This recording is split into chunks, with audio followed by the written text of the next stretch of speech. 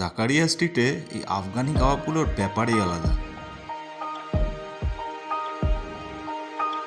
আমরা তো গেছিলাম জাকারিয়া স্ট্রিট সবাই মিলে একটু ঘুরতে, দেখছেন কি সুন্দর সেজে রয়েছে চারিদিকে। এরপরে আস্তে আস্তে আমরা ঘুরতে শুরু করলাম, বিভিন্ন কাবাব খেলাম, যেমন আপনার চাপলি কাবাব,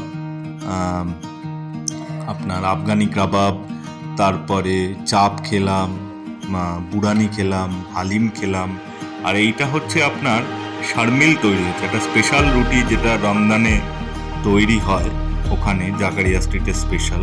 তো দেখছেন কত কাজু, আলমন্ড এসব দিয়ে এই রুটিটা তৈরি হচ্ছে। বিভিন্ন দামের পাবেন এগুলো, 60 টাকা, 70 টাকা, 80 টাকা, 100 টাকা, 120 টাকা, 150 টাকা।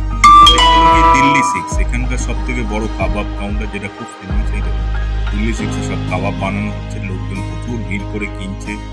আমরাও মাঝে মাঝে দেখছিলাম, তবে আমরা দিল্লি সিক্স থেকে খাইনি, অন্য জায়গা থেকে আমরা একটু বসে খেয়েছিলাম।